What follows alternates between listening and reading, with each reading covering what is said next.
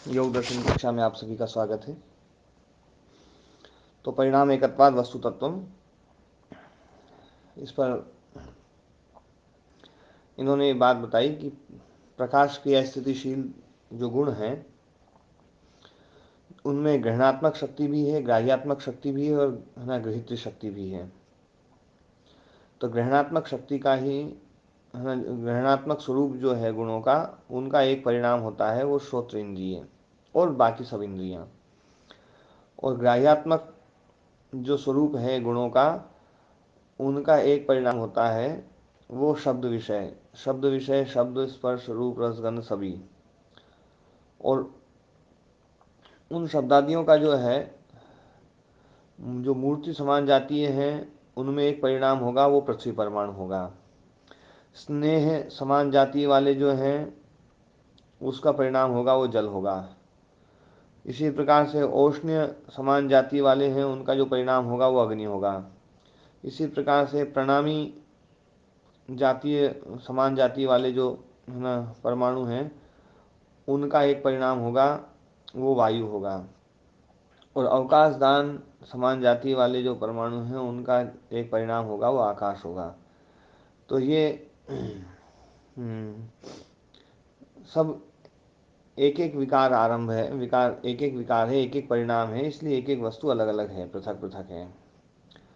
अब यहाँ पर जो बौद्ध लोग कहते हैं कि ये तो परिणामवाद को मानते नहीं है, इसलिए उस परिणामवाद के ऊपर प्रश्न उठाने वाले व्यक्ति का विषय जो है ना वहाँ पर ये रखा गया है कि नास्ति अर्था विज्ञान विसहचरो अस्ति। नास्ति अर्थो विज्ञान विसहचरः, यहीं तक वाक्य है कि विज्ञान के विरुद्ध जो है, विज्ञान से अलग कोई अर्थ नहीं है। अस्ति तो ज्ञानम अर्थ विसहचरम, लेकिन ज्ञान जो है वो अर्थ विसहचर, अर्थ के बिना भी है, पर बिना विज्ञान के अर्थ नहीं है। बिना वस्तु के नहीं, बिना विज्ञान के अर्थ नहीं है, वस्तु नहीं है, पर बिना वस्तु के विज्ञान है। जैसे स्वप्न में होता है, स्वप्नादो कल्पितम इति अनया दिशा। स्वप्नादि में जैसे मतलब वस्तुएं तो कल्पित होती हैं, ज्ञान तो वहाँ पर होता है, वस्तुएं तो कल्पित हैं। तो ऐसे ही मतलब बिना वस्तु के भी ज्ञान हो गया। अनया दिशा, इस रीति से जो है, जो लोग वस्तु स्वरूपम अपनुवते हैं, वस्तु स्वरूप को झुटलाते हैं, ज्ञान परिकल्पना मात्रम वस्तु, और कहते हैं कि ज्ञान के द्वारा कोई कल्पित वस्तु है ना, ज्ञान के द्वारा केवल कल्पना मात्र है वस्तु। स्वप्न विषय उपमम, न है ना, स्वप्न के विषय के समान केवल कल्पना मात्र है। न परमार्थ तो अस्ति इति, परमार्थता नहीं है। ये आहु, ऐसा जो लोग कहते हैं वे, तथेति उस प्रकार से, प्रत्युपस्थितम इदम स्वमहात्म्येन वस्तु, हर ज्ञान में जो उपस्थित है अपने महिमा से, अपने महात्म्य से उपस्थित है। यूं नहीं है कि किसी ने बताया इसलिए उपस्थित है। मैंने आप लोगों को बताया ये घड़ा है, तो मेरे बताने से घड़ा उपस्थित नहीं हुआ है, वास्तव में वो अपनी महिमा से उपस्थित था। वो तो उसका है ना, जो है ना, जो स्वरूप है उस स्वरूप से ही वो उपस्थित था। तो है ना, जो वस्तु है जो अपनी महिमा से उपस्थित है, वो प्रमाण से विरुद्ध अप्रमाणात्मक जो विकल्प ज्ञान है, क्योंकि तुम विकल्प ज्ञान के बल से तो तुम उस वस्तु को जो है ना झुटला रहे हो। तो विकल्प ज्ञान जो है ना वो तो खुद ही अप्रमाणात्मक है। तो उस अप्रमाणात्मक विकल्प ज्ञान के बल से वस्तु के स्वरूप को पहले तो तुम पकड़ते हो कि वस्तु ज्ञान के कारण से पैदा हुई, और फिर उस विकल्प ज्ञान बल के द्वारा उस वस्तु को झुटला भी देते हो कि वस्तु झूठी है। तो मतलब तुम पहले वस्तु बतलाते भी हो कि भैया ये वस्तु है और ये झूठी है। तो मतलब उसको ग्रहण करके झुटलाने की क्या जरूरत है, यूं कह दो ना है ही नहीं। सारा मतलब ज्ञान के साथ में वस्तु पैदा हो गई और वस्तु झूठी है, तो ये क्या बात हुई। तो है ना जो है, इसलिए वो लोग श्रद्धेय वचन नहीं हो सकते हैं। तो ये इस सूत्र का मतलब जो है पूरा स्पष्ट जो है वो अर्थ हो गया ना।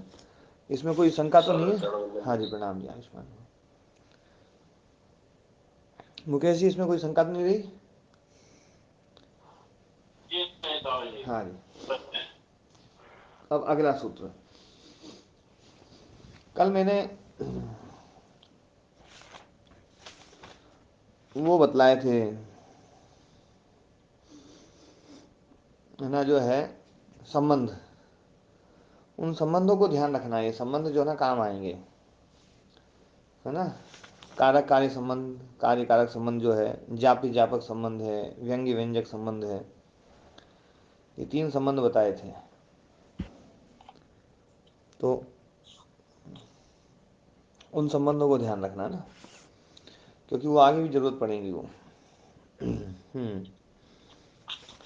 अब अगला सूत्र है वस्तु साम्ये चित्त भेदात तयोर विभक्तः पंथा। अब ये बात है ना, ये सूत्र की अवतरणिका है कुतश्च एतद् अन्याय्यम। ये जो विज्ञानवादी मत है ना, जो वस्तु को केवल ज्ञान के आधार पर कल्पना मात्र बताते हैं। किसी का माइक खुला हुआ है। देवदत्त जी आपका माइक खुला हुआ है जी। ओम महाराज जी। हाँ जी। ओम महाराज जी, अपना जो योग दर्शन का जो सिद्धांत है वो ज्ञाप व्यापक को मानता है, ए? ज्ञाप व्यापक संबंध को मानता है या व्यंग व्यंजक को? देखो संबंध क्या मानता है ये बताने के लिए आपको पहले 2 चीज भी बतानी पड़ेगी कि कौन कौन सी चीजों में कौन सा संबंध। सत्कार्यवाद में तो गुरु जी एक ही लगता होगा ना? नहीं नहीं, 2 चीजों में संबंध होता है। संबंध हमेशा 2 चीजों में होगा। तो जी किन जी 2 जी। चीजों में आप बताना चाह रहे हो ये मैं पूछना चाह रहा हूँ। मैं यूँ समझना चाह रहा हूँ कि आप समझे कि नहीं समझे। माने जो मैं ये पूछना चाह रहा था महाराज जी कि जो मतलब अपना सत्कार्यवाद है, सत्कार्यवाद में किसी वस्तु को जैसे तो ज्ञाप व्यापक संबंध जैसे हाँ, यहाँ पर विषय चल रहा है ज्ञान और वस्तु का। जी समझे। विषय चल रहा है ज्ञान और वस्तु का। तो दयाराम जी आपको प्रश्न पूछना पड़ेगा ना, तो यूँ पूछना पड़ेगा कि ज्ञान और वस्तु में सांख्य और योग वाले है ना जो है जापी जापक संबंध को संबंध मानते मानते हैं, हैं। जी है जी ना। क्योंकि आपने केवल संबंध पूछा, पर किस चीज में पूछा ये नहीं है ना जो है ना। जी महाराज ठीक है जी ना। महाराज हाँ, जी। जैसे अपन बोलते हैं ना भैया इनका जो है ना पिता पुत्र, बोले पिता पुत्र का संबंध है, बोले किसका। तो वस्तु बतानी पड़ेगी ना, ये 2 चीज है। अच्छा बोले 2 चीज ना, एक ही चीज को लाके खड़ी करें अपन सही है और महाराज। एक ही चीज में कहें भैया इसमें पिता पुत्र का संबंध है क्या, बोले भैया पिता पुत्र का संबंध में 2 चीज चाहिए। दूसरा ला बताओ, फिर मैं बता दूंगा ये पिता पुत्र हैं या भाई भाई है या बाप बेटे हैं या मित्र हैं क्या है जी ना। हाँ जी। जी तो जी यहाँ महाराज। पर जो बात चल रही थी ज्ञान और वस्तु, तो ज्ञान के द्वारा वस्तु को परिकल्पित किया गया है। तो ज्ञान का वस्तु के साथ में जो संबंध है वो केवल जो है ना व्यंग्य व्यंजक है ना, व्यंजक संबंध बता रहे हैं बौद्ध लोग। अपना जो संबंध है हम जो मानते हैं ज्ञान का वस्तु के साथ में, वो ज्ञापी ज्ञापक संबंध है। ज्ञान के द्वारा वस्तु ज्ञापित होती जी है ना, निर्मित नहीं होती जी महाराज। है ना। जी। स्पष्ट हो गया महाराज। हाँ जी। मुकेश जी स्पष्ट है। हाँ जी स्वामी जी, जी वो थोड़ा मुझे वो कल वाला और एक बार सुनना पड़ेगा ये जी। ज्ञाप व्यापक और व्यंग्य व्यंजक हाँ हाँ, संबंध थोड़ा सा इसको उसको फिर ध्यान बताऊंगा अभी 2 है ना, एक 2 सूत्रों बाद फिर ये बखेड़ा खड़ा होगा, है ना। हाँ, ये अभी इतनी जल्दी से नहीं छोड़ेंगे। ये इन्होंने द्रविड़ प्राणायाम खींच रखा है। जी जी हाँ, व्यास मुनि जी ने जो है पूरा जोर लगा रखा है बौद्धों का मत का खंडन करने के लिए। वैसे तो ऐसा क्या है, व्यास मुनि जी इतना जोर लगाते नहीं है, ये जोर तो लगाते हैं जो है न्याय वैशेषिक वाले। ओम प्रणाम स्वामी हाँ जी। ओम प्रणाम जी, ओम प्रणाम। जी जी। हाँ महाराज जी, ये द्राविड़ प्राण खींचने वाला जो आपने शब्द प्रयोग किया ये हमको समझ में नहीं आया, थोड़ा इसको स्पष्ट कीजिएगा। बात को मतलब कैसे, जैसे नाक को पकड़ना ही है, अब चाहे किधर से पकड़ो, मतलब घुमा फिरा के पकड़ना है बस। जी तो घुमा फिरा करके बात को उनको सिद्ध करना ही है। अब इसलिए देखो केवल नेपाल में जो है कल नरेश जी पूछ रहे थे, बोले गुरु जी मुकेश जी ने एक प्रश्न पूछा था, वो है ना जो है मन की उन्होंने घुमा के पूछा, तो मैंने घुमा के उत्तर दे दिया, है ना। बोले जी उन्होंने घुमा के क्या पूछा, मन की उन्होंने यूँ पूछा कि ये केवल बात कहना क्या चाह रहा है। उनको प्रश्न तो ये पूछना चाहिए था कि ये केवल नेपाल ने ये विषय क्यों उठा दिया। कि जी कि ये विषय मतलब पूछना तो ये चाह रहे थे कि ये विषय का केवल से कोई संबंध नहीं है, है ना। तो, तो मैंने ही घुमा के बोल दिया भैया कहना जो है वो केवल पाठ पूरा होगा तब पता चलेगा क्या कहना चाह रहा है, अभी बीच में तो क्या पता अच्छा। चलेगा। हाँ, जी। पर मैंने फिर बात बताई थी कि हमारे शास्त्रों में क्या होता है, जिस पाद में जो विषय सबसे महत्वपूर्ण होता है उसके नाम पर उस पाद का है ना नामकरण कर दिया जाता है, या उस अध्याय का नामकरण कर दिया जाता है। जैसे अष्टाध्यायी में जो पहला पाद है उसका नाम है, वो संज्ञा प्रकरण है पूरा जो है ना, लेकिन उसमें परिभाषाएं भी हैं, उसमें नियम सूत्र भी हैं, है ना, अतिदेश सूत्र भी हैं, सभी प्रकार के सूत्र हैं, संज्ञा सूत्र भी हैं। लेकिन संज्ञा सूत्र ज़्यादा होने से या संज्ञा सूत्र मुख्य विषय होने से उसका नाम संज्ञा प्रकरण कर दिया। ऐसे ही इस पाद जी। में बातें तो बहुत सारी बताई गई हैं ना मुकेश जी, लेकिन उसमें केवल्य की चर्चा अंत में जो है ना विशेष रूप से आई है, इसलिए इसका नाम केवल्य पाद है। अपन यूं मत समझना कि शुरू से केवल्य की चर्चा करेंगे। जी स्वामी जी। हाँ, क्योंकि अपन ने मानस ऐसा बना रखा है कि केवल्य पाद, अब तो केवल्य की चर्चा आ जाएगी। और आप लोग फिर बोले केवल्य आ नहीं रहा है। केवल्य आ ही नहीं रहा है। तो केवल्य आएगा। हम्म, हाँ जी। तो कुतश्चेद अन्याय्यम, अब ये बात कह रहे हैं कि ये जो आपने बात बताई कि है ना ज्ञान के द्वारा कल्पित नहीं है वस्तुएं, और जो ज्ञान के द्वारा वस्तु कल्पित मानते हैं उनके पक्ष को आपने दूषित बताया, अन्याय्य बताया। अन्याय्य मतलब जो है ना गलत है ना, अनुचित है। तो ये अनुचित कैसे है, कुतश्च कैसे है ना, क्यों है उनका ये मत अनुचित। तो बता रहे हैं कि वस्तु साम्य चित्त भेदा तयो विभक्त पंथा, है ना। ये कह रहे हैं कि वस्तु साम्य, वस्तु समान है, एक ही वस्तु है, और चित्त भेदात, और है ना जो है चित्त अलग अलग है। तो चित्त अलग अलग हैं और वस्तु एक ही है, तो चित्त भेद होने पर तयो विभक्ता पंथा, तो उनका चित्त का और वस्तु का जो है ना, जो पंथा है, सरणी है, उन दोनों उन मतलब चित्त और वस्तु में जो ज्ञान उत्पन्न होगा वो अलग अलग होगा, हर हर चित्त में। यूं नहीं है कि एक वस्तु जो है ना, जैसे एक, यदि आप ये मानते हैं कि ज्ञान के द्वारा वस्तु पैदा हुई, तो जिस ज्ञान के द्वारा वस्तु पैदा हुई है वो वस्तु एक ही प्रकार का ज्ञान देगी, वो है ना विभक्त कैसे देगी, अलग अलग कैसे देगी। तो इसलिए हमें ये दिखता है कि वस्तु एक ही होती है और सबको अलग अलग ज्ञान उत्पन्न होता है उससे। कोई उसी चीज से सुखी होता है, कोई उसी चीज से दुखी होता है, कोई उसी चीज से मोहित होता है, कोई उसी चीज से बिल्कुल है ना जो है ना तटस्थ रहता है। तो ये सब जो चीज हो रही ना, तो इसका मतलब है कि उस वस्तु में कुछ ना कुछ तो दम है, जो जो सबको कुछ ना कुछ पैदा कर रही है।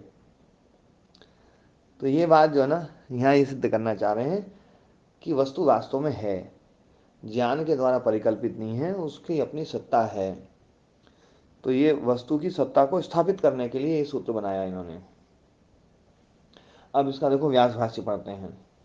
बहुचित्तावलंबनी भूतम एकम वस्तु साधारणम, बहुचित्तावलंबनी भूतम, बहुत सारे चित्तों का अवलंबनी भूत एक वस्तु, वो साधारण है। बहुत सारे चित्तों का अवलंबनी भूत, बहुत सारे चित्त है ना ने जिसका अवलंबन लिया है। अवलंबन वो होता है, आलम्बन जिसको बोलते हैं ना, जैसे कोई भय पैदा हुआ तो भय का जो आलम्बन है वो कौन है, सिंह है। शेर से भय हुआ है ना, या कुत्ते से भय हुआ, तो कुत्ते से भय हुआ तो सबको भय कुत्ते से नहीं हो सकता है, किसी को कुत्ते से भय होगा, है ना। तेंदुआ आएगा तो तेंदुआ जो है ना, तेंदुए के कारण से कुत्ते को भय हो जाएगा। तेंदुआ नहीं भयभीत नहीं होगा। तो है ना जो है, मतलब वो वस्तु ऐसा नहीं है कि भय के द्वारा निर्मित हो गई तो भय पैदा करेगी, ऐसा बिल्कुल नहीं है। उस वस्तु की अपनी एक सत्ता है। तो बहुचित्तावलंबनी भूतम एकम वस्तु साधारणम, बहुचित्तावलंबनी भूत वस्तु एक सबके लिए साधारण है, सबके लिए समान है। तत्खलु न एक चित्त परिकल्पितम, तो एक चित्त के द्वारा परिकल्पित नहीं हो सकती। यदि एक चित्त के द्वारा परिकल्पित होती, एक चित्त के द्वारा निर्मित होती तो वो वस्तु सबके लिए साधारण नहीं हो सकती थी, सबके लिए समान रूप से नहीं हो सकती थी। एक चित्त के द्वारा परिकल्पित वस्तु है, वो सबके लिए साधारण कैसे हो जाएगी? वो तो उसी को दिखेगी, बाकी किसी को दिखेगी ही नहीं। हो तो ये बात ये कहना चाह रहे हैं कि वो एक चित्त परिकल्पित नहीं है, और ना भी अनेक चित्त परिकल्पितम, और अनेक चित्त से परिकल्पित हो नहीं सकती है, क्योंकि आपने तो बताया था भैया ज्ञान से वस्तु परिकल्पित होती है। अब सबके ज्ञान अलग अलग है, तो वो परिकल्पना फिर कैसे किसकी मानी जाएगी? ना सबकी खिचड़ी थोड़ी बनेगी। मतलब एक घड़े को मैं देख रहा हूँ, 10 आदमी देखें तो भी क्या घड़ा बदल जाएगा क्या? जबकि दूसरों सबका ज्ञान अलग अलग है। मेरा जो ज्ञान है वो बिल्कुल अलग है और दूसरों का बिल्कुल अलग हो सकता है। एक है ना वैज्ञानिक देखेगा तो बिल्कुल अलग ढंग से देखेगा, कुम्हार देखेगा तो बिल्कुल अलग ढंग से देखेगा कि यार ये है ना जो है ना, एक प्यासा आदमी देखेगा तो घड़े को बिल्कुल अलग ढंग से देखेगा। एक है ना भौगोलिक संरचना को जानने वाला आदमी देखेगा ना घड़े को, तो बिल्कुल अलग ढंग से देखेगा कि यार ये मिट्टी कौन से है ना उसकी है, क्योंकि मध्य प्रदेश का घड़ा अलग ढंग का है, और मध्य प्रदेश में भी अलग अलग जगह के, जहाँ काली मिट्टी है वहाँ के घड़े बिल्कुल अलग ढंग के हैं, जहाँ चिकनी मिट्टी है थोड़ी सी उस ढंग उसके घड़े अलग ढंग के हैं, है ना। रेतीली मिट्टी के घड़े बिल्कुल अलग ढंग के होते हैं। तो वो व्यक्ति वहाँ वो कल्पना करेगा। प्यासा आदमी को लगेगा यार बढ़िया पानी है जरा चलो पी लो अपन तो है ना मजे ले लो। तो सब है ना जो है ना अनेक चित्त परिकल्पित वो वस्तु हो ही नहीं सकती, क्योंकि सबके ज्ञान अलग अलग हैं। और एक चित्त के द्वारा परिकल्पित हो तो सबके लिए वो साधारण नहीं हो सकती है। तो वस्तु के साधारणत्व को स्थापित किया जा रहा है यहाँ पर, कि वस्तु सबके लिए साधारण है, सबके लिए साधारण मतलब सबके लिए समान है, इस पक्ष को स्थापित किया जा रहा है। बहुचित्तावलंबनी भूतम एकम वस्तु साधारणम, ये इनका पक्ष है। ये दयाराम जी ये जी प्रतिज्ञा है महाराज जी। देखो, है ना। जी महाराज जी। हाँ जी। प्रतिज्ञा पहले, अपना हाँ। सिद्धांत पहले। हाँ जी। तो बहुचित्तावलंबनी भूतम एकम वस्तु साधारणम, है ना। बहुत चित्तों का अवलंबनी भूत है ना जो वस्तु है वो साधारण है, सबके लिए साधारण है। तत्खलु वो एक न एक चित्त परिकल्पितम, ना भी अनेक चित्त परिकल्पितम, किंतु स्वप्रतिष्ठम, तो अब वो एक चित्त परिकल्पित भी नहीं है, क्योंकि सब उसका उपयोग कर रहे हैं, सबके लिए साधारण है। और अनेक चित्त परिकल्पितम ना है ना भी, और अनेक चित्त परिकल्पित भी वो नहीं है, किंतु स्वप्रतिष्ठम, वो वस्तु अपने रूप में प्रतिष्ठ है। ध्यान देने वाली बात है, ये जो प्रतिष्ठम स्वप्रतिष्ठम शब्द जो है ना, इसको थोड़ा सा समझ लो। प्रतिष्ठम शब्द जो है ना, ये अधिकरण में है जी। ना। अर्थात वस्तु अपना स्वयं ही अधिकरण है। प्रतिष्ठम को मैं समझाता हूँ पहले, तो फिर जी। समझना। प्रतिष्ठन्ते अत्र इति प्रतिष्ठा, जहाँ पर कोई चीज ठहरती है उसको बोलते हैं प्रतिष्ठा। प्रतिष्ठा मतलब आधार, प्रतिष्ठा मतलब आधार। प्रतिष्ठा शब्द जो है ना आधार अर्थ में होता है ना। धर्मो विश्वस्य जगतः प्रतिष्ठा, है ना। वो प्रतिष्ठम उसमें आता है ना शिव संकल्प मंत्रों में, तन्मय बोले यस्मिन् ऋचः सावेजुंसि यस्मिन् प्रतिष्ठिता रथना भाविवारा, है ना। पृष्ठम। हाँ हृतपृष्ठम, है ना। यस्मिन् प्रतिष्ठिता रत्ना भाविवारा, सब जो है ना जिसमें प्रतिष्ठित है, सब चित्त सबका आधार बन रहा है। तन्मे मन, वो मेरा मन, तो सबका आधार है वो मन। तो प्रतिष्ठा मतलब आधार, है ना। भारत से प्रतिष्ठे द्वे, भारत की दो प्रतिष्ठाएं, दो आधार हैं, है ना। तो तो हम्म, यहाँ पर जो है प्रतिष्ठा आस्पदम प्रतिष्ठायाम एक सूत्र है ना। आस्पदम प्रतिष्ठायाम, आस्पद आस्पद मतलब आधार पात्र, है ना। जी। है ना, आधार होता है। जी। तो स्वप्रतिष्ठम, उसका आधार वो स्वयं ही है वस्तु, दूसरा कोई उसका आधार नहीं है। तुमने ज्ञान को उसका आधार बना लिया कि ज्ञान में रहती हो, ज्ञान है तो है और ज्ञान नहीं है तो नहीं है। ये स्वप्रतिष्ठा मतलब स्वयं ही है ना उसका जो स्वरूप है वो ही प्रतिष्ठा है जिसकी, वो हो गया स्वरूप स्वप्रतिष्ठम। उसका अपना रूप ही आधार है जिसका, वो वस्तु स्वप्रतिष्ठ हो अर्थात गई। अर्थात कोई अन्य आधार नहीं है। कोई अन्य आधार नहीं है। क्या गजब की बात बोली देखो। प्रतिष्ठ शब्द खुलते ही जो ना स्वप्रतिष्ठ शब्द अर्थ कितना अच्छे से देगा कि वस्तु जो है ना उसका जो अपना रूप है, स्व जो है ना उसका जो स्वरूप है, वो स्वरूप में प्रतिष्ठा है उसका, या स्वरूप ही उसकी प्रतिष्ठा है, उसका आधार है। तो जो स्वरूप में प्रतिष्ठित है, जो विज्ञान रूप में प्रतिष्ठित नहीं है, अपने रूप में प्रतिष्ठित है, वो अपना रूप ही उसका आधार है, विज्ञान आधार नहीं है। जी। तो ये इन्होंने जो है ना उस विज्ञानवाद का खंडन किया है कि वो है ना एक चित्त के द्वारा परिकल्पित भी नहीं है, अनेक चित्त के द्वारा परिकल्पित भी नहीं है, वो अपने वस्तु के अर्थात स्वयं रूप में प्रतिष्ठित है। अर्थात गुरु जी, जिस किस यानी वस्तु का यदि किसी चित्त को ज्ञान हो रहा है तभी भी वो वस्तु प्रतिष्ठा है, और ज्ञान नहीं हो रहा है तब भी वो वस्तु प्रतिष्ठित है। हाँ अर्थात है। हाँ। और एक को हो रहा है चाहे 10 को हो रहा है चाहे 20 को हो रहा है, यूं नहीं है कि ज्ञान के जी कारण से है, ज्ञान के कारण होता तो पता नहीं क्या क्या बन जाती, जी वो बदलती रहती वो तो, पर बदलती नहीं है वो। चाहे 10 आदमी देख लो चाहे 100 आदमी देख लो, घड़े को 100 आदमी देखो तो भी घड़ा वैसा वैसे ही रहेगा, 1000 आदमी देखो तो भी वैसा वैसे ही रहेगा। तो वस्तु जो है वो ज्ञान में प्रतिष्ठित नहीं है, ज्ञान रूप, ज्ञान है ना, जो विज्ञानवादी जो मान रहे हैं कि ज्ञान में ही प्रतिष्ठित होती है, ज्ञान खत्म वस्तु खत्म, ऐसा नहीं है। ये स्वप्रतिष्ठ है, अपने रूप में है ना प्रतिष्ठित है, उसका रूप ही उसका आधार है। तो है ना जो है, तो कथम कैसे, अब उसका उन्होंने कहा कि बोले ये बात क्यों कही आपने, वो स्वप्रतिष्ठ है, सबके लिए साधारण है, ये बात कैसे। तो बोले वस्तु सामने चित्त भेदात, वस्तु साम्य होने पर भी चित्त में भेद दिखाई देता है। अब चित्त में भेद क्या दिखाई देता है, तो अब देखो ये भेद दिखा रहे हैं। धर्मापेक्षम चित्तस्य वस्तु साम्येपि सुख ज्ञानम भवति। धर्मापेक्षम का संबंध सुख ज्ञानम के साथ में है, दोनों में समान विभक्ति है। धर्मापेक्षम सुख ज्ञानम भवति चित्तस्य वस्तु साम्येपि, वस्तु साम्य, एक ही वस्तु, समान वस्तु होने पर भी एक चित्त को है ना, जिसको जिसमें धर्म है, तो धर्म की अपेक्षा से सुख ज्ञान पैदा होता है उस वस्तु से। धर्म सुख का है ना कारक है, तो धर्मापेक्षम सुख ज्ञानम, धर्म की अपेक्षा है जिसको, ऐसा वो सुख ज्ञान वस्तु साम्य होने पर भी उस चित्त को होता है ना। अधर्मापेक्षम ततः है वो दुख ज्ञानम, और जिस है ना अधर्मापेक्ष जो है दुख ज्ञान, उसी वस्तु से दूसरे को दुख ज्ञान होता है। वो दुख ज्ञान क्यों हुआ है, क्योंकि दुख ज्ञान अधर्म की अपेक्षा रखता है, उस चित्त में अधर्म है तो उससे दुख हो गया उसको। और अविद्यापेक्षम तथा है मूढ़ ज्ञानम, और उसी वस्तु से मूढ़ ज्ञान भी होता है, क्योंकि मूढ़ ज्ञान अविद्या की अपेक्षा रखता है। तो जिस चित्त में अविद्या है तो वही वस्तु उसका मूढ़ ज्ञान का कारण बन जाएगी।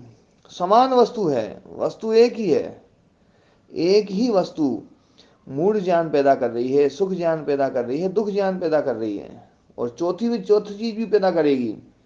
सम्यक दर्शनापेक्षम तथा एवं माध्यस्थ ज्ञानम, सम्यक दर्शन की अपेक्षा रखने वाला जो है ना माध्यस्थ ज्ञान, माध्यस्थ ज्ञान मतलब तत्वतः ज्ञान, तत्वतः ज्ञान जो होगा वो माध्यस्थ ज्ञान अमिति।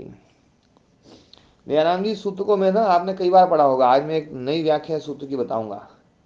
जी और इस महाराज। है ना, हाँ इस सूत्र को जो है ना थोड़ा सा आप गंभीरता पूर्वक पढ़ेंगे तो ये पूरा समझ में आएगा सही, जी महाराज। है ना।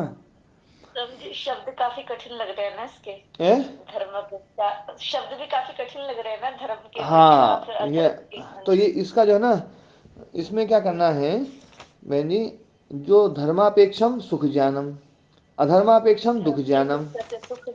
ठीक है है जी। ना, अविद्यापेक्षम मूढ़ ज्ञानम, सम्यक दर्शनापेक्षम माध्यस्थ ज्ञानम, ये इनके ठीक विशेषण है जी। विशेष्य हैं। जी सुख ज्ञान कैसा है, धर्म की अपेक्षा रखने वाला। दुख ज्ञान हाँ कैसा जी। है, अधर्म की अपेक्षा रखने हाँ, वाला, मूढ़ ज्ञान। अविद्या की अपेक्षा से मूढ़ ज्ञान, और हाँ सम्यक दर्शन से हाँ जी। नहीं, तो मध्यस्थ ज्ञान मध्यस्थ से ज्ञान, सम्यक दर्शन। माध्यस्थ ज्ञान जो है वो सम्यक दर्शन की अपेक्षा रखता है। और ये एक ही वस्तु से होता है ना, अलग अलग चित्त को, एक ही वस्तु से अलग अलग चित्त को सुख ज्ञान भी होता है, दुख ज्ञान भी होता है, मूढ़ ज्ञान भी होता है, और माध्यस्थ ज्ञान भी होता है, एक ही वस्तु से। तो वस्तु साम्य होने पर भी जो इतने सारे विभक्ता पंथा, अलग अलग पंथा बन गए, सरणियां बन गई, पंथा मतलब सरणियां, अलग अलग धर्म पैदा हो गए। तो ये अलग अलग जो है ना, धर्म लक्षण अवस्था परिणाम जो है ना, अलग अलग परिणाम आ रहे हैं। पंथा हाँ शब्द जो जी। है ना सरणी के लिए, पंथा शब्द परिणाम के लिए है। जो आप पुतले वाला उदाहरण देते हैं, ऐसे उदाहरण से चलेगा इसका काम क्या? हाँ, मतलब जो है उससे भी चल सकता है, वो तो कोई भी वस्तु हो सकती है, पुतले से भी हो सकता है, और है ना घड़े से भी हो सकता है, किसी और चीज से भी हो सकता है ना। वो तो हवा भी ऐसी होती है, हवा जो होती है ना, हाँ जी। कमजोर आदमी को सेधती है, कमजोर आदमी को दुख देती है, बलवान आदमी को वही हवा सुख देती है ना। हाँ जी। है, होता ही नहीं हाँ होता जी। ऐसा। हाँ जी। हाँ जी। तो बड़ा जो है ना, मतलब हर चीज, सभी चीजों में सही है। एक पेड़ किसी को सुख दे रहा है, किसी को दुख दे रहा है, एक ही गाय किसी को सुख दे रही है, किसी को दुख दे रही है, एक ही मकान किसी को सुख दे रहा है, किसी को दुख दे रहा है, किसी को मोह ज्ञान दे रहा है, एक ही व्यक्ति किसी को सुख दे रहा है, किसी को दुख दे रहा है। ये पूरे संसार में ऐसा कैसा ही है। संसार की हर वस्तुएं सुख दुख मोह और है ना माध्यस्थ ज्ञान, ये चारों की चारों चीज देती है। पर ये देती तब है जब चित्त में है ना धर्म अधर्म, अविद्या और है ना जो है तत्व ज्ञान, सम्यक दर्शन। सम्यक जी। दर्शन, ये हो जाए तब ये ज्ञान देती है ये।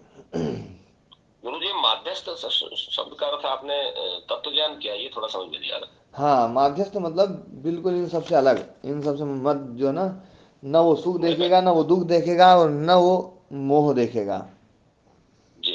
है ना। यानी यानी उपेक्षा, उपेक्षा भाव हो गया ना तो। नहीं, इन तीनों से अलग देखेगा वो उस ना सम्यक दर्शनापेक्ष जो है ना, जो माध्यस्थ दर्शन है, जिस चित्त में सम्यक दर्शन पैदा हो गया है, तो उसको वो वस्तु न तो सुख देगी, न दुख देगी, और न मोह देगी। ये है माध्यस्थ का मतलब।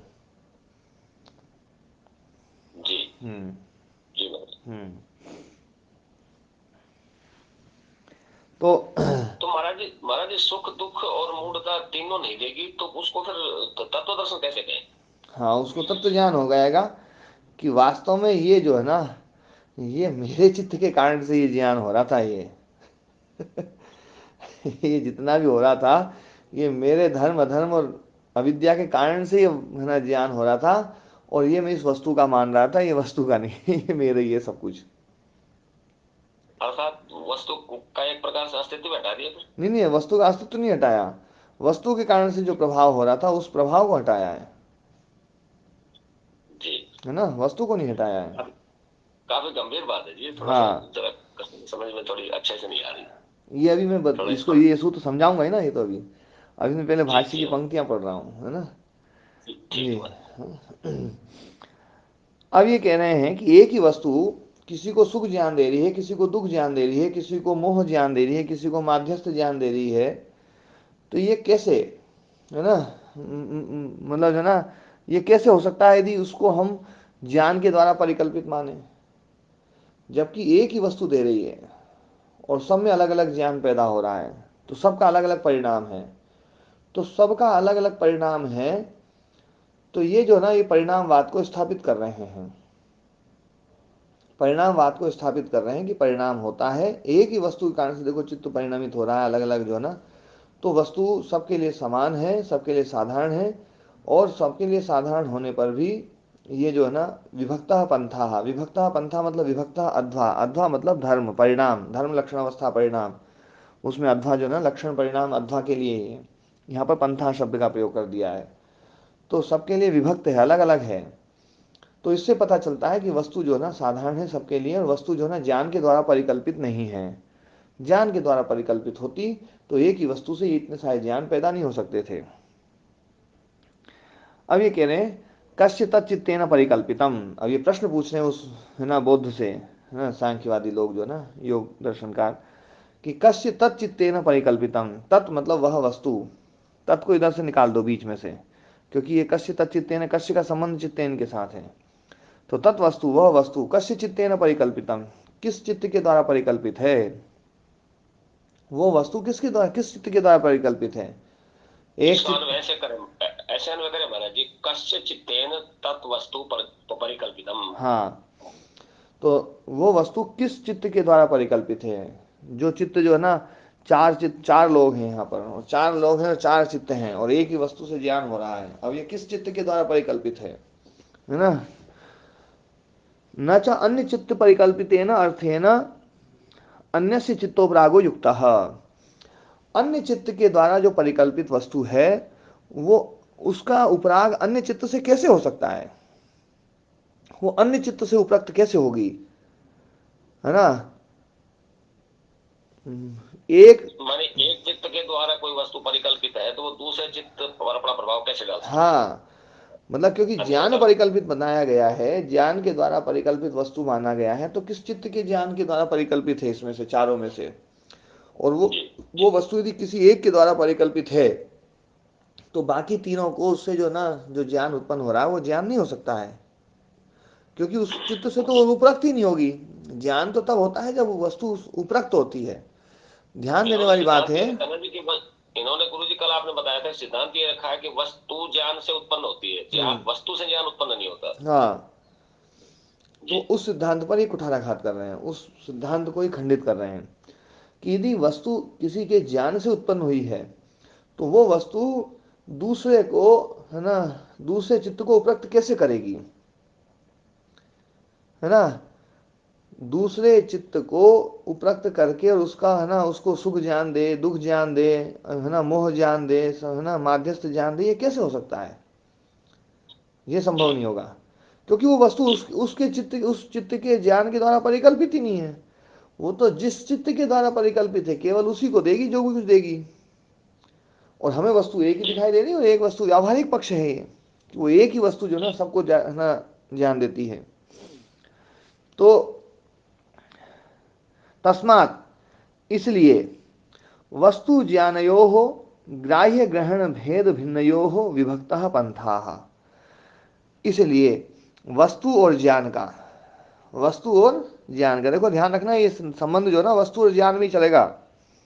जी वस्तु और ज्ञान का, है ना, वस्तु ज्ञानयो हो, ग्राह्य ग्रहण भेद भिन्नयो हो। जो वस्तु और ज्ञान, अब वो, है ना, जो है ना, बौद्धों ने तो उसको एक ही मान लिया कि वस्तु और ज्ञान एक ही है। ज्ञान के द्वारा केवल कल्पित है वो वस्तु, वस्तु है नहीं, ज्ञान के कारण से कल्पित है। मतलब ज्ञान और वस्तु एक ही चीज है, ज्ञान पैदा हुआ इसलिए वस्तु पैदा हुई है, क्योंकि ज्ञान और वस्तु एक है। तो जी ज्ञान और वस्तु को यहाँ पर भिन्न बता रहे हैं कि किसके द्वारा। एक में ग्राह्य शक्ति है, एक में ग्रहण शक्ति है। तो ग्राह्य और ग्रहण के भेद होने के कारण से जो भिन्न है, ऐसी भिन्न जो दो वस्तुएं, कौन कौन, वस्तु और ज्ञान, उनके भिन्न होने पर विभक्ता पंथा, ये अलग अलग सरणियां पैदा होती है।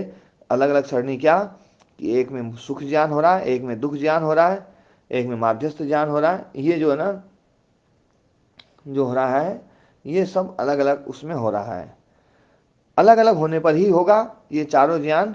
यदि एक ही होता तो ये चारों ज्ञान उत्पन्न नहीं हो सकते थे। वस्तु और जी ज्ञान पृथक पृथक है। और पृथकता क्यों है, ग्राह्य और ग्रहण के भेद होने के कारण से भिन्नता है। ग्राह्य ग्रहण के भेद के कारण से भिन्नता है, जिनमें ऐसी वस्तु और ज्ञान का, है ना, विभक्ता पंथा, वो पंथा सरणी अलग अलग है। ठीक है ना। महाराज जी, हाँ ओम जी, आपकी आवाज महाराज सही जी, आई है। हमें ग्राह्य शक्ति पैदा करनी पड़ेगी। नहीं, ग्राह्य शक्ति तो वस्तु में है ही। तो हमें क्या क्या पैदा करना पड़ेगा अपने अंदर। और ज्ञान है तो ज्ञान में ग्रहण शक्ति है। तो ज्ञान पैदा करेगा, ग्रहण शक्ति पैदा करनी पड़ेगी। ग्रहण जो है ना, ग्राह्य को ग्रहण ग्रहित करता है। हमारे हमारे पास में ज्ञान है और वस्तु है, तो ज्ञान हो जाएगा। ज्ञान से वस्तु का बोध हो जाएगा, ज्ञान से वस्तु के द्वारा हमें सुख दुख ज्ञान, है ना, मोह और तत्व ज्ञान ये प्राप्त हो जाएगा। तो ओम ज्ञान, स्वामी जी। हाँ ज्ञान अलग और वस्तु अलग। हाँ जी। जी स्वामी जी, ये मतलब साधारण रूप में तो ये दिख रहा है कि मतलब व्यवहारिक रूप में ज्ञान से वस्तु पैदा नहीं होती है, तो व्यवहार में भी सिद्ध हो रहा है। हम्म तो ये बौद्धों का मत जो है, ऐसे साधारण दृष्टि में देखें तो बिल्कुल ऐसा लगेगा कि जैसे कि किसी मतलब अज्ञानता में बना दिया है इन्होंने। हम्म पर फिर भी इसमें कोई बात तो रही होगी कि ये जो है इतना लंबा चला। हम्म मतलब ये है तो कुछ भी व्यवहारिक स्तर पर तो बिल्कुल एक बच्चा भी जो है मतलब उसको बता देगा कि भाई ये किस तरह का मतलब उन्होंने मत स्थापित कर दी है। हम्म बड़ा साधारण सा, बड़ा जो अनाड़ी सा लग रहा है। हम्म तो इसमें कुछ बात रही होगी स्वामी जी, तो ये इतना हाँ लंबा वो चला बताता है। हूँ मैं ना। और गहराई है कि इसमें ज्ञान ज्ञान से वस्तु को पैदा होने में और कोई गहराई वाला बिंदु रहा है क्या?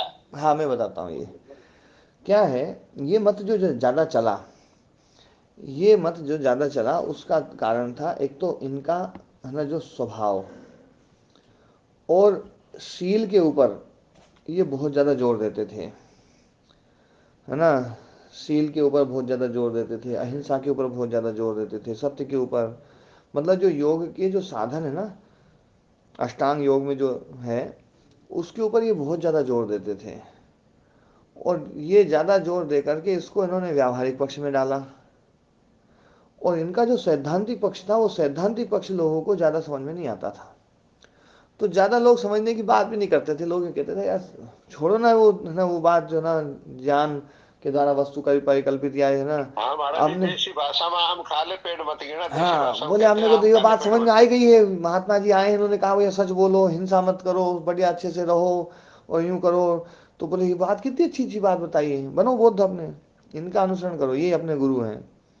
और ओम ऐसा, महाराज जी। हाँ जी ऐसा स्वामी। करके, और इनमें जो है ना एक संघ की परंपरा थी। जो मैंने पहले ही बात बोली थी कि योग्य व्यक्ति को संघ का मुखिया बना देते थे। और वो व्यक्ति जो है ना, वो उसमें जो भी आता था बोले भैया इसके अनुसार चलना है, अपना दिमाग नहीं लगाना है, आप इसके अनुसार चलो। और इसको जो है ना, और जब आप योग्य बन जाओगे तो आपको एक और संघ दे दिया जाएगा। तो संघ की परंपरा होने के कारण से बहुत ज़्यादा इनमें श्रद्धा पैदा की जाती थी अपने गुरु के प्रति। जिस गुरु के साथ जुड़ गए आप, उस गुरु से आजीवन जुड़े रहना है और उसी गुरु की मान्यताओं को स्थापित करना है, उसको मानना है, उससे इधर उधर नहीं जाना है। इसलिए कहा गया है गुरु बनाते समय बड़ा ध्यान रख के बनाना चाहिए। तो जो है ना ओम वो, हाँ जी मैं अपनी स्वामी। बातें बोल दूँ जी। जीवन जीवन। हाँ, तो संघ वाली जो परंपरा थी वो बहुत ही प्रबल थी इनमें। तो संगठनात्मक, संघ मतलब संगठनात्मक शक्ति, आज भी उसको संघ ही बोलते हैं वो, है ना। तो है ना जो है, इसके कारण से ये बौद्ध मत बहुत ज़्यादा फैला। फिर इसमें क्या हुआ है, कुछ राजाओं ने जो है ना कि यार ये व्यवहारिक पक्ष जो है ना ये प्रजा के लिए बहुत अच्छा है और प्रजा इससे बहुत बढ़िया रहेगी, और कुछ राजा इससे प्रभावित हो गए। तो राजा प्रभावित होने से फिर ये मत ज़्यादा फैला। तो ये ज़्यादा फैलता ही चला गया, फैलता चला गया। हाँ। हाँ जी। इसमें स्वामी जी, जी। बुझे स्वामी जी, हम्म इसमें लोग ऐसे अध्ययन करते थे तो हमको पढ़ाया जाता था कि बौद्ध धर्म क्यों लोकप्रिय हुआ। हम्म तो उस ये सभी बातें जो आप बता रहे थे बुझे हम्म स्वामी जी, हम्म उनका समावेश था। हम्म बौद्ध महात्मा बुद्ध का स्वयं का व्यक्तित्व, हम्म उनके द्वारा आम लोगों की भाषा का प्रयोग होना। हम्म उन्होंने पाली भाषा में अपने प्रवचन दिए थे, हम्म संस्कृत में नहीं दिए थे। हम्म वो आम भाषा थी, आम लोगों की भाषा थी। हम्म दूसरा ये, दूसरा जो आपने कहा संघ, हम्म जो बौद्ध संघ की बहुत बड़ी भूमिका थी। हम्म चौथा उसमें था राजाओं का संरक्षण। हम्म पांचवा था उसमें व्यापारियों का समर्थन। हम्म छठवा इन्होंने आम लोगों को भी, हम्म जैसे आम्रपाली एक वैश्या थी, अंगुलीमाल एक डाकू था, हम्म तो आम लोगों को भी संघ में स्थान दिया, अपने शिष्य बनाए। हम्म महिलाओं को भी बात आनंद के समझाने पर हम्म स्थान दिया, हम्म बाद में मिला। तो कुछ समझिए सभी कारण थे। और एक और कारण उसमें बताते हैं, तो अपना जो वैदिक धर्म था उसमें यज्ञ, कर्मकांड, पशु बलि, हिंसा, ये ज्यादा बढ़ती थी कुछ समय। हम्म और उस वक्त क्या था कि लोहे की खोज हो गई थी, कृषि के लिए पशुओं बैलों की आवश्यकता थी। तो ये इतिहास की बात है, उसका मुझे ज्यादा समझ नहीं है, लेकिन इतिहास में ये बताते हैं कि वैदिक धर्म में जो विकृति आ गई थी, वो महात्मा बुद्ध का स्वयं का व्यक्तित्व, उनके द्वारा सामान्य लोगों की भाषा का प्रयोग, संघ का होना, राजाओं का, भाइयों का, संरक्षण। और आम जनता को समर्थना, राजाओं का संरक्षण, व्यापारियों द्वारा देना, और आम जनता का कनेक्ट होना, सभी कारणों ने मिलकर के बौद्ध धर्म को लोकप्रिय। व्यापारियों का जो संरक्षण उनको इसलिए मिला क्योंकि ये चोरी आदि की बात से मना करते थे। जितने भी चोर होते थे वो सब संघ से जुड़ते चले गए थे। संघ वालों ने ठीक किया उनको उनको जो है ना, तो व्यापारियों को लगा यार अपना व्यापार करने में बड़ी सुविधा रहेगी, ये मत फैलेगा तो बहुत अच्छा है। ये तो आज भी होता है, व्यापारी लोग उसी को पसंद करते हैं जिसमें जो है ना व्यापार जो है ना फले फूले, जो है ना जो है ना उनको कोई सताने वाला है उसको रोक दे, चाहे ज्ञान से रोके चाहे बल से रोके, कैसे रोके पर रोक दे। तो ऐसे लोगों को है ना व्यापारी लोग संरक्षण देते हैं। तो ये सभी चीज़ें थी अपने अपने स्वार्थ से जुड़ती चली गई थी। और ये ना वैदिक धर्म का जो जो ह्रास हुआ है वो भी एक बड़ा कारण रहा, पर उसमें ये बड़ा कारण जो है ना ये जोड़ दिया गया वास्तव में, है ना जो है ना पशु बलि आदि जो है ना उसका सदा से विरोध होता भी रहा है। और जो लोग है ना जो ना नहीं समझते थे वो लोग इसको करते रहे, लेकिन विरोध भी इसका काफ़ी रहा। तो हाँ जी दयाराम जी, आप भी कुछ बोल रहे थे। जी महाराज, मैं तो एक छोटा सा एक वाक्य, पूज्य गुरुदेव जी इस पे बड़ी अच्छी बात कहते हैं। पूज्य गुरुदेव कहते हैं कि ये जो इनका क्षणिकवाद है या जिसकी हम चर्चा कर रहे हैं आज, ये जो वाद है ये वैराग्य के लिए बड़ा सहायक है। कि इससे ये बल मिलता है हमें कि यदि ज्ञान ही वस्तु का आधार है तो हम अगर ज्ञान में उस वस्तु को नहीं लाएंगे तो संसार से वैराग्य होने में बहुत सहायता मिलती है। ऐसा गुरु जी कहते रहते हैं जी। पर देखो क्या है, गुरु जी की बात बिल्कुल सही है, देखो तो गुरु जी ने बोली है ना। पर जो अपना वाला जो सिद्धांत है ना, जो क्षणिकवाद, जो क्षण के कारण से जो ना, क्षणिक का मतलब है कि जो क्षण में नष्ट हो जाए वो क्षणिक नहीं, क्षण के कारण से जो परिवर्तित होता है, क्षण के द्वारा जो संचालित होता है वो है क्षणिक। और ये सारा संसार जो ना क्षण की महिमा से चल रहा है। तो जो क्षण के प्रभाव में है, क्योंकि क्रिया क्षण है ना, क्रिया और क्षण का आपस में संबंध है। जहाँ क्रिया है वहाँ क्षण है, जहाँ क्षण है वहाँ क्रिया है। तो जो क्षण में क्षण के कारण से है ना प्रभावित हो रही वस्तुएं, वो वस्तुएं है ना जो है हमें सुख नहीं दे सकती हैं, उसको छोड़ा जाए। और जिसके ऊपर क्षण का प्रभाव ना पड़े ऐसी चीज़ को पकड़ा जाए। ये बात पहले क्षण के ऊपर लेकर के मैंने बात तब भी बोली थी, है ना जी जी। जी स्वामी जी, ये क्षण भंगुरता जो आपने बताई थी, मतलब ये हाँ क्षण भंगुरता समझो हम। जी स्वामी जी एक और बात मैं ये कहना चाह रहा था, जो हम शास्त्र पढ़ रहे हैं जी तो इससे ये साबित हुआ है कि जो हमारा ज्ञान पक्ष जो है हमारा दर्शनों का, ये तो बड़ा ऊंचा है। अब ये जो अन्य जो है, जो भी मत पंथ संप्रदाय के जो भी ज्ञान पक्ष जो भी चला, जैसे बौद्धों का जैसे खंडन कर दिया और हमें भी बहुत साधारण सा प्रतीत हो रहा है, वो फैला क्यों है या आपने अलग से बताया, ऐसे ही जो है जैन धर्म फैला। और वैदिक धर्म में जो भी कुरीतियां आई तो उसने मतलब अलग प्रकार का अपना ले लिया, मतलब सिद्धांत वो भी ज्ञान पक्ष में नहीं है। और जो अन्य मतांतर फैले, चाहे ईसाइयत हो और चाहे इस्लाम हो या अन्य धर्म को तो देख ले, उसमें तो ज्ञान पक्ष है ही नहीं कुछ भी। अब ये फैलना तो अलग अलग कारणों से रहा, जैसे ईसाई धर्म क्यों फैला ये हमें पता है, ये इस्लाम धर्म क्यों फैला, किस तरह से उन्होंने फैलाया। तो ज्ञान पक्ष इन सबका जो है बड़ा कमजोर सा लग रहा है, मतलब कहीं भी जो है टिकते नहीं है ये हमारे दर्शन ज्ञान के आधार पर। हाँ ये दर्शन ज्ञान जो बता रहा होगा, जो पथ मतलब जो बता रहा है हम दुखों से मुक्ति का, ये सर्वश्रेष्ठ प्रतीत हो रहा है स्वामी जी। जी अच्छा, इसमें एक जो बहुत बड़ा प्रबल कारण है जिस पर मैं थोड़ी चर्चा करने से बचना चाह रहा था, लेकिन जो है ना अब आपने बोला ना तो उसमें कुछ चीज़ें जो है ना वो थोड़ी सी वो थी। क्या है मैं जैसे प्रदीप व्यास जी से है ना एक बात पूछूं, प्रदीप जी जी स्वामी जी। यदि आपको मुरैना में कोई धर्मशाला बनानी हो, और मुरैना में नहीं बनानी हो, हरिद्वार में बनानी हो या वृंदावन में बनानी हो, और आपको धन उससे मुरैना से इकट्ठा करना हो, तो काफ़ी जोर आएगा। लेकिन यदि आप जो है ना ये कहो कि यार है ना ब्राह्मणों की धर्मशाला वहाँ नहीं है यार, ब्राह्मणों की धर्मशाला होनी चाहिए, थोड़ा सा आप है ना जो है ना वो एक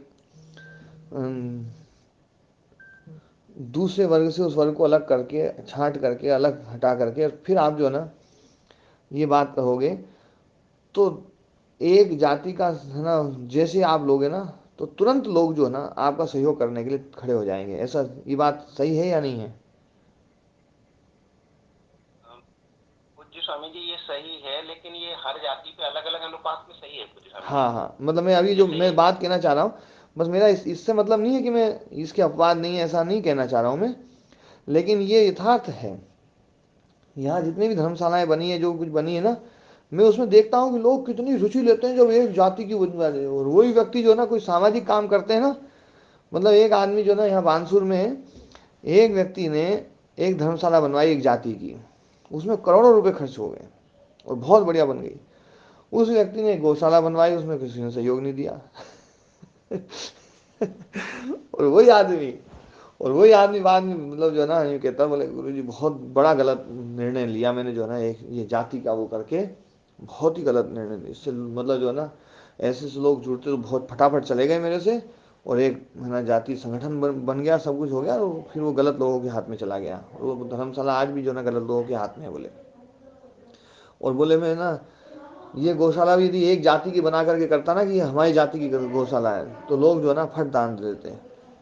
लेकिन मैंने अब वो भूल हो गई थी, इसलिए जो है ना उसको हटा करके मैंने एक उसमें लिया, तो जो है ना लोग सहयोग नहीं करते हैं। और गौशाला पहले बनाई थी, यूं भी नहीं हुई गौशाला बाद में बनाई हो, गौशाला पहले बनाई। उसमें सहयोग नहीं कर रहे थे लोग। और महाराज जी, हाँ जी, तो मैं जो महाराज कहना जी चाह तो रहा जितना था। जी हम्म। महाराज जी जितना जितना अहंकार के निकट जाते जाएंगे उतना उतना तो अपना तो जुड़ता ही है, ये तो सामान्य सी बात है महाराज। तो क्या होता है, लोगों को कोई ना कोई एक झुंझुना देना पड़ता है खेलने के लिए। जी जी जी, तो यानी झुंझुना उनको यदि ऐसा उनको लगे मिल कि जाए, मेरा मेरा इससे सुनो अधिक सुनो संबंध है। सुन लो, जी तो कोई झुंझुना मिल जाता है तो उनको थोड़ा सा है ना सुविधा होती है। बौद्ध दर्शन और जैन दर्शन ने क्या किया, कुछ झुंझुने दिए। उनमें मूर्ति पूजा जो शुरुआत हुई है वो बौद्ध और जैन से शुरू हुई है। और बौद्ध और जैन से जो मूर्तियों का जो प्रचलन शुरू हुआ उसमें प्रतीक थे। उससे पहले भारत में प्रतीकों की वैसी पूजा नहीं होती थी। तो जो प्रतीकों का जो वो हुआ, तो उससे एक बड़ा झुंझुना मिला समाज को, क्या ये बढ़िया है, सरल काम है, उसमें तो बड़े कठिन काम है, ये बहुत अच्छा काम है। और धीरे धीरे ऐसे चीज बढ़ती चली गई। और उन लोगों को जब वापस सनातन धर्म में लेकर के आए थे शंकराचार्य जी, शंकराचार्य जी बहुत समझदार और बहुत प्रबुद्ध थे। उन्होंने देखा कि यदि इनके प्रतीकों को यदि हटा दिया, मतलब प्रतीक पूजने वाली परंपरा को हटा दिया, तो लोग जल्दी से बदलेंगे नहीं। तो अपने को परंपरा तो वो रखनी पड़ेगी, लेकिन बस उनके प्रतीक हटा दिए जाए बस। बोले भैया तुम उसकी जगह ये कर लो, कोई बात नहीं है, पर ये इनको हटाओ। तो ये जो ना प्रतीकों वाली जो परंपरा है, वो परंपरा भी इसके पुष्टि में बड़ी कारण बनी है। और वो प्रतीक वाली परंपरा आज हमारे सनातन धर्म में भी बहुत अंदर तक घुस गई है। और हम हाँ भी, तो महाराज जी हम भी बस सिर्फ जुड़ना ही पकड़ के रह गए। हाँ, और हम भी जो ना ईश्वर के उस स्वरूप को, जो स्वरूप हमारे दर्शनकार जब समझाते थे ना, उसको ना समझ करके हम उन प्रतीकों वाले में जरूर फंसते हैं। और प्रतीक वाले को पकड़ा करके कोई उसको समझा दे तो हम समझने के लिए तैयार रहते हैं। प्रतीक वाले को छोड़ करके कोई समझाने की कोशिश करे तो हम कहते भैया ये तो बिल्कुल गलत है ना, आप दोनों ही बता दो तो सही है, कोई बात नहीं है। आप केवल एक शुद्धतम रूप बताओगे ना तो हम नहीं मानेंगे। तो ये जो है ना, जो है ना, ये जो परंपरा शुरू हुई है, बौद्ध जैनियों से परंपरा शुरू हुई है। ये स्वामी जी, तो ये शंकराचार्य जी ने जो चार पीठ स्थापित की, तो ये क्या प्रतीक ही होगा उस समय, मतलब हाँ, ये प्रतीक चार होने की पीठ जो ना, है? चार पीठ जो स्थापित किए थे उसमें प्रतीकों का समावेश बाद के कालखंडों में बहुत भयंकर हुआ। उस समय तो उन्होंने वो जो ना स्थापित किए थे, वो चार मतलब गुरुकुलीय रूप में स्थापित किए थे। और उन चारों पीठों पर एक एक आचार्यों को स्थापित करके कि वहाँ पर तुम्हें मतलब जो ना पढ़ाना ही है, विद्या का दान यहाँ पर आवश्यक है, ज्ञान जरूर दिया जाए। तो आज भी वो परंपरा अक्षुण्ण बना करके रखते हैं, 4 महीने तो जरूर पढ़ाते हैं वो। पहले वो 12 महीने चलती थी वो चीज, वो प्रक्रिया जो थी। जी स्वामी जी। हम्म। तो अपना सूत्र अपन कर लें है ना। तो अब ये कह रहे हैं कि वस्तु और जो ज्ञान है उनमें ग्राह्य ग्रहण भेद के कारण से भिन्नता है। ग्राह्य और ग्रहण शक्ति दोनों अलग अलग है। आपने वस्तु को ज्ञान के द्वारा परिकल्पित बता दिया है ना, उसको उसके ग्राह्यत्व को खंडित कर दिया, जबकि ये देखा जा रहा है कि सबके द्वारा वो ग्राह्य है। एक ही वस्तु सबके द्वारा ग्राह्य है, अलग अलग रूप में ग्राह्य है, अलग अलग उसमें सबके है ना ज्ञान अलग अलग है है ना, लेकिन वस्तु एक ही है और एक ही वस्तु अलग अलग है ना सुख दुख वो दे रही है। तो ये जो है उसमें ग्राह्यता है और ज्ञान में ग्रहणता है। तो ग्राह्य और ग्रहण के भेद के कारण से वस्तु और ज्ञान भिन्न है। ये देखो इस पूरे इतने लंबा शब्द जो ना, वस्तु ज्ञान और ग्राह्य ग्रहण भेद भिन्नयो हो, इसका ये अर्थ हुआ कि ग्राह्य ग्रहण के भेद के कारण से भिन्नता है जिनकी ऐसे वस्तु और ज्ञान उनका विभक्तः पंथा मतलब सरणियाँ अलग अलग हैं, परिणाम अलग अलग हैं। जो परिणाम ऊपर दिखा दिए, मूढ़ ज्ञान, सुख ज्ञान, दुख ज्ञान है ना, माध्यस्थ ज्ञान, ये न अनयो संकर गंधोप्यस्तीति, इन दोनों में वस्तु और ज्ञान में मतलब सांकरिकी, संकर मतलब मिलना, दोनों मिल जाएं, एक हो जाएं, तो संकर की गंध भी नहीं है, मतलब सांकरिकी गंध मात्र भी नहीं है, थोड़ा भी मतलब है ना, ये एक नहीं है, अलग अलग है बिल्कुल। वस्तु अलग है, ज्ञान अलग है। वस्तु और ज्ञान को बिल्कुल अलग अलग स्थापित किया है इन्होंने, वस्तु की स्वतंत्र सत्ता स्थापित की है। और वस्तु में जो अब ये जो ज्ञान अलग अलग पैदा होते हैं उसका भी है ना जो है ना हेतु देंगे, वो क्यों होता है ऐसा, वो बात की बात है। लेकिन इसमें हेतु इन्होंने दिया है कि धर्म की अपेक्षा रखने के कारण से है ना सुख ज्ञान, अधर्म की अपेक्षा होने के कारण से दुख ज्ञान है ना। ये जहां जहां जैसा जैसा है, दुख ज्ञान यदि हो रहा है तो उसने अधर्म की अपेक्षा रखी है, अधर्म दिखाई देगी या तो उससे दुख ज्ञान हो रहा है, वही वस्तु जो ना दुख भी दे रही है, वही वस्तु सुख भी दे रही है, वही वस्तु जो है ना मूर्ता भी दे रही है। तो ये अपेक्षा के कारण से है। सांख्य पक्षे पुनर्वस्तु त्रिगुणम, सांख्य पक्ष में वस्तु जो है ना वो त्रिगुण है। चलम च गुणवृत्तम, और गुणवृत्त जो ना चलायमान है। वस्तु त्रिगुणम, वस्तु त्रिगुण है, तीन गुण है जिसके, ऐसे वो वस्तु है। और गुणवृत्त जो है ना चलायमान है ना, चलने वाले हैं। धर्मादि निमित्तापेक्षम चित्त अभिसंबध्यते, ये पैराग्राफ अपन कल करेंगे और कल फिर सूत्र का कुछ विशेष जो है ना इसमें कुछ बात बताऊंगा मैं। आज पाठ को ही विराम देते हैं। ओम प्रणाम महाराज। ओम प्रणाम जी, ओम प्रणाम, ओम प्रणाम, ओम प्रणाम जी, ओम प्रणाम, प्रणाम महाराज। ओम प्रणाम जी, ओम प्रणाम, ओम प्रणाम।